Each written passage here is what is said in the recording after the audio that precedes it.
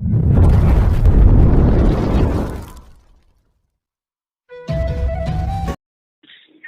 क्या अनुभव हुआ आपको? मैं बहुत डिटेल आपको बताता हूँ। मैं थोड़ा अब निकल जाता हूँ क्योंकि इसमें आवाज आपको मेरी आवाज फंसेगी, ठीक है। का मैंने अनुष्ठान किया हुआ था 6 दिन का संकल्प करके कि माला मैंने प्रति रात को मैं करता था। तो रात को मैं 12 बजे बाद बैठता था पूजा करने के लिए। और एक अपना इसका राई के तेल का दीपक यानी सरसों का जो तेल का दीपक है वो मैं जलाता था, ठीक है। और रात को जब मंत्र हो जाता था तो मैं क्या करता था, दीपक को अपने हाथ से बुझाकर पैरों के तले में लगाकर फिर स्नान करके उसको हो जाता था, मतलब फिर उसका दूसरे दिन मैंने स्टार्ट किया, यानी मैंने 6 दिन हो गया तो 7वें दिन में ये अभी जो नवरात्र गया हुआ है ना, इसी नवरात्र तीसरे दिन से स्टार्ट किया हुआ था। उसके बाद क्या हुआ गुरुदेव की, जब मैंने हवन इसका जो है घी इसका राई के तेल का और राई से यानी सरसों और सरसों के तेल से मैंने आहुतियां दिया 12 माला का।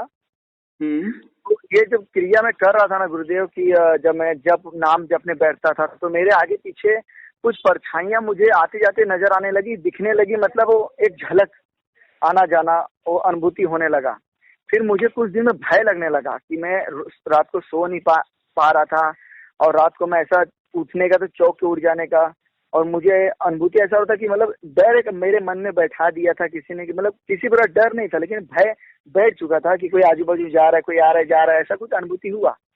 फिर उसके बाद जब मैंने ये आहुति दिया, जब हवन वगैरह जब किया तो मैंने माता से प्रार्थना किया कि माँ अगर मैं अनजाने बालक हूँ, आपका जो भी गलती भूल चुका है क्षमा करिए, क्योंकि मेरे पास गुरु नहीं है और बिना गुरु का मेरे पास ज्ञान नहीं है, इसीलिए मैं अधूरा हो सकता है पूजा पाठ। तो मैंने क्षमा याचना मांगा कि कुछ भी गलती हो तो मैं थोड़ा बताइए, माँ दर्शन करिए। तो माता ने मुझे दर्शन दिया। दर्शन ऐसा दिया है कि पहले तो मंदिर वगैरह दिखने लगे कि मतलब किस देवी का है मुझे नहीं पता, तो उस मंदिर में कोई प्रसाद मेरे हाथ में दे रहा है, तो मैं उनका चरण पकड़ के मैंने बोला प्रभु आप मेरे गुरु बन जाओ। तो उन्होंने क्या बोला, नहीं मैं आपका गुरु नहीं बन सकता, आपके गुरु कोई और है, हमारे गुरुदेव हैं वो गुरु बन सकते हैं, ऐसा मुझे उन्होंने सपने में बताया। फिर उन्होंने एक स्त्री को बुलाया और उन्होंने बोला इनको गुरु जी के पास लेके जाओ। तो वो स्त्री भी गुरु जी को ढूंढते रही लेकिन गुरु जी मिले नहीं, सपने में ही मैं आपको बता रहा हूँ। फिर उन्होंने तो गुरुदेव ने जो उन्होंने प्रसाद मेरे हाथ में रखा था ना, जब उन्होंने मेरा हाथ पकड़ा था तो मेरा हाथ पकड़ने के बाद मैं ध्यान में लीन हो गया। लेकिन जब आँख खुला तो प्रसाद के रूप में मुझे उन्होंने कुछ प्रसाद जो बनाया हुआ था वो खोबरे का था, यानी गुड़ इसका क्या बोलते हैं जो नारियल है ना, नारियल का वो प्रसाद वो था, लेकिन वो एक गुड्डे के रूप में तैयार हो गया था मेरे हाथ में। लेकिन बाद में मैंने वो प्रसाद को खा लिया आगे चल के। फिर ये जब सपना अदृश्य, मतलब उसी सपने में ही मैं किसी को कंधे में बैठाकर दौड़ रहा हूँ, भाग रहा हूँ। फिर मैं देख रहा हूँ कि अंधेरे में, बहुत अंधेरा था, वहां पे परछाई थी जो काली काली बैठी थी, कुत्ता हो सकता है क्योंकि मेरा उसमें और भी साधनाएं कुछ चल रही थी। तो पाताल भैरव का मैं साधना भी कर रहा था, हनुमान जी का भी साधना कर रहा था, लेकिन विशेष में माता कारण मातंगी का ही मैं साधना कर रहा था जो कि रात को 12 बजे बाद है। तो इस साधनाओं में मतलब कंधे बैठा कर जो व्यक्ति को मैं लेके दौड़ रहा था, तो उस व्यक्ति को उन्होंने मुझे बोला कि इस मार्ग से चलो, लेकिन उस मार्ग में बहुत अंधेरा था और उसमें बहुत परछाइयां दिख रही थी लेकिन वो स्पष्ट रूप से नहीं था। तो एक जैसे अधिमानव कोई झुक के चलता है ना, तो उसी प्रकार वो आदमी मतलब इस स्थान से उस स्थान तक वो जा रहा था झुकते हुए, मैं उसको परछाई देख पाया। तो वही परछाई मुझे लगता है जब मैं पूजा में बैठता हूँ तो शायद वही कहीं एकदम स्पीड में मतलब जाता है मेरे आजू बाजू जब पूजा करने बैठता था। लेकिन जब ये हवन करने मैंने प्रथम दर मैंने जो हवन करने बैठा अष्टमी का, जब मैं पूजा करने बैठा था माँ आदि शक्ति का, उसमें ही मैं कन्या भोजन भी कराता हूँ अष्टमी पूजा में। जब मैं उस वक्त पूजा करने बैठा तो ये शक्ति एकदम स्पीड में मेरे घर से बाहर निकल के दरवाजे की तरफ खड़ी हो गई थी, ये मैंने अनुभव किया है। फिर उसके बाद जब गुरुदेव जब मैंने पूजा कर्ण मातंगी का जो मैंने किया, जब मैंने आपको बताया सरसों का और तेल का जब मैंने आहुति दिया, फिर उसके बाद से मेरा कान में मेरे बहुत तेज दर्द होने लगा। मेरे राइट कान में बहुत, हाँ राइट वाले में बहुत तेज दर्द हो गया। इतना तेज दर्द होने लग रहा है कि मैं अभी कम से कम 4-5 दिन से बहुत दर्द हो रहा है। लेकिन फिर मैंने माँ को फिर सपने में आह्वान किया, बोला माता जी अगर कुछ भी गलती हो, मैं नहीं समझ पा रहा, मुझे बताइए क्या गलती हुआ। तो माँ मेरे सपने में आई, उसके माँ खड़ी है लेकिन वो कोई श्रृंगार नहीं, कोई नहीं, एक स्त्री कैसी होती है सावली स्त्री खड़ी है, उसके आगे एक आदमी पुरुष खड़ा हुआ है। वो कौन पुरुष है कौन स्त्री मुझे नहीं मालूम, लेकिन मैंने जब पुरुष से पूछा कि ये स्त्री कौन है तो पुरुष बोल रहा है कि ये सरस्वती माता है, ऐसा शब्द उन्होंने मुझे बोला। तो मैंने क्या बोला, ये माँ सरस्वती है, ठीक है।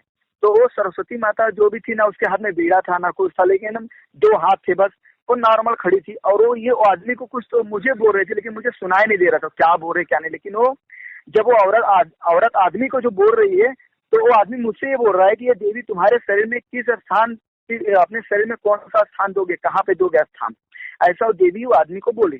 तो आदमी ने मुझे ऐसा बोला कि तुम अपने शरीर में ये देवी को कहाँ स्थान दोगे। तो मैं सपने में एक्चुअली में जब सरस्वती माता का नाम सुना तो मेरे इतना ध्यान में नहीं बैठा, तो मैंने अपने बोल दिया मेरे गले में स्थान है आपका, आप गले में विराजमान हो जाइए। तो वो आदमी बोलने लगा तुम इनको गले में स्थान दोगे।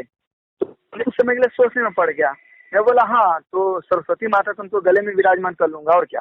फिर बाद में उसी सपने में ही फिर मैंने बोला नहीं ठीक है, काम करो, मेरे हृदय में आ जाओ, अब माँ हो तो हृदय में मेरे वास करो। इतने शब्द बोलने पर सब वो अदृश्य हो गया। अब उसके बाद से गुरुदेव, उसके बाद से जो सपना वगैरह देख रहा हूँ, ये सब अभी कुछ सपना नहीं दिखा, लेकिन कन्याएं जो हैं बहुत ही छोटी छोटी कन्याएं दिख रही हैं। लेकिन मेरे अब जाके मैं आज से मेरा राइट साइड का कान थोड़ा दर्द थोड़ा आराम हो गया है। और उसके बाद लेफ्ट साइड का जो कान है मेरा अभी दर्द स्टार्ट हो गया। अभी लेफ्ट साइड का कान दर्द होना चालू हो गया है। और ये दर्द जो है कभी कभी असहनीय हो जाता है और कभी कभी सहनीय भी हो सकता है, मैं जिसको संभाल भी सकता हूँ, मतलब ज्यादा तकलीफ भी नहीं। लेकिन कभी कभी इतना दर्द होने लगता है कि अभी तो फिलहाल राइट दर्द हो रहा था, अभी राइट थोड़ा बहुत आराम हो गया है। लेकिन अभी आज से पूरे सुबह जब से मैं आपके बारे में विषय में सोच के कर रहा हूँ, तो उससे लेफ्ट साइड से चालू हो गया है। और जब ये दोनों कान अभी दर्द करने लगते तो जो नेत्र है मेरे, ये दोनों नेत्र भी एकदम दर्द होने लगते हैं। और बाद में शरीर पूरा मतलब आंख मेरा भारी हो जाता है, मुझे नींद बहुत तेज आने लगती है। तो गुरुदेव इतना मेरे साथ हो चुका है अभी तक। तो मैं बोला थोड़ा मेरा मार्गदर्शन कर लेंगे तो शायद हो सकता है मैं कहीं आगे बढ़ जाऊं। और इस अभी अभी सुनिए, अभी 2 चीज की आपके पास ऑलरेडी माता की कृपा है और उनके अंश भी प्राप्त हो चुकी है आपको, ठीक है। हाँ, इसमें कोई संशय नहीं है, बस आपको ये साधना कंटिन्यू करनी है। दूसरी चीज, आपको कान में दर्द हो रहा है, वो बिल्कुल दर्द होगा। और वो इस सिद्धि को जो भी प्रयास करता है, उसको जब शक्ति कान में स्थान ग्रहण करती है, ऊर्जा आती है मंत्रों की, तो वह दर्द होना स्वाभाविक है, क्योंकि जो नाड़ियां होती है उस पर दबाव पड़ता है और दर्द होना, और ये दर्द हमेशा रहेगा। तो आपको आदत इसको बनाना है और एक दिन आदत बन भी जाएगी, ठीक है। और दूसरी चीज की, ये माँ मातंगी ही सरस्वती का ही रूप है, ठीक है। अच्छा। तो इसीलिए आपको वो सरस्वती का, तो मूल रूप से सरस्वती है और मातंगी एक ही है, वो उसका तामसिक स्वभाव स्वरूप में है और एक सात्विक स्वरूप। और दूसरी चीज ये है कि आपको उनको आज्ञा चक्र पे स्थान देना था और दूसरी जीवा पर देना था। अच्छा, हाँ, तो आप माँ से फिर से प्रार्थना करो कि माँ आप आज्ञा चक्र पे स्थान ग्रहण करेंगे तो बहुत अच्छा होगा, मैं दूसरों को जन कल्याण में सहायता करने में सक्षम हो जाऊंगा और मैं दूसरों को तो भला करूंगा, उससे मैं पुण्य संचय भी कर पाऊंगा, जिससे मेरा भी भला होगा, ठीक है। अच्छा, तो आपको आज्ञा चक्र पे स्थान ग्रहण करवा दीजिएगा, जिससे कि वो देवी आपको आज्ञा चक्र के द्वारा जो भी सवाल पूछेंगे वो दिखाना शुरू कर देगा। और मैं आपको आगे बताऊंगा कि उसमें आपको कैसे उस आज्ञा चक्र पे स्थान ग्रहण करवा के माँ का उससे कैसे लाभ लेना है, कैसे दिखना है। और आप कान में चाहते हो तो आपके कान के पर्दे कैसे खोलना है उसके बारे में मैं आगे विस्तार से बताता हूँ। ठीक है, ठीक है। मेरा तो ये कान का जो हाँ, तो ये तो अब स्वाभाविक है। और बस आप अभी ये साधना ना छोड़ के अब बाकी साधनाओं पे थोड़ा सा कम करके इस साधना पे कंसंट्रेशन करें, क्योंकि ये स्थिति तो आपको मिल ही जाएगी बिल्कुल, ठीक है। इसमें कोई संशय नहीं है। गुरुदेव बात ये था, मैं आज से यही सोचा, क्योंकि मैं आपसे जो बात किया ना, मैंने निश्चित कर लिया था कि मेरा ज्यादा साधना 3 दिन हुआ है खत्म हुए। तो मैंने क्या सोचा, मेरे शुक्रवार है आज के दिन, तो मैं आज आपसे ये इसी विषय में बात करके मैं आज रात से स्टार्ट करने वाला। अभी 2 चीज है, अभी एक दिन भी आप साधना ना छोड़े, ठीक है। आप एक दिन भी साधना छोड़ते तो आपकी ऊर्जा नीचे चली जाती है, ठीक। अच्छा। हाँ, तो एक दिन भी अभी मंत्र नहीं छोड़ना, जब तक देवी पूर्णता वचन ना देगी मैं कान में बताऊंगी या दिखाऊंगी या हमेशा आपको सहयोग करूंगी, तब तक आपको, जब तक साधना पूरी नहीं होती तब तक आप ये साधना नहीं छोड़ेंगे, ठीक है। ठीक है, चाहे 1 महीना लगे या 1 साल में लगे, बिल्कुल नहीं छोड़े। 1 साल में भी सिद्ध होती है तो भी आपका ही फायदा है, ठीक है।